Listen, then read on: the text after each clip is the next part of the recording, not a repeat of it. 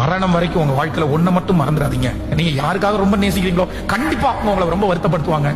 நீங்க யார ரொம்ப அன்பு செலுத்தீங்களோ அவங்க தான் உங்களுக்கு கண்டிப்பா கஷ்டமா மாறுவாங்க. இதுல எந்த சந்தேகமே இல்லை. அதனால எல்லா இடத்துலயும் லிமிட்டா வச்சுக்கோங்க. எல்லாரையும் லிமிட்டா நேசிங்க. ரொம்ப யோசனையா பண்ணுங்க. எதையுமே ரொம்ப லாங்கா விடாதீங்க.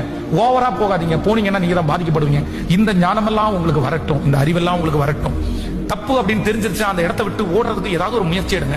அந்த இடத்துல இருந்துட்டே நான் சாட்சியா வாழ்வேன் அப்படின்னு நினைக்காதீங்க. இந்த நபர் நம்மளை யூஸ் பண்ண பாக்குறாரு அப்படின்னு நினைக்கும் போது கண்டிப்பா அவங்களை விட்டு நீங்க வெளியே வாங்க.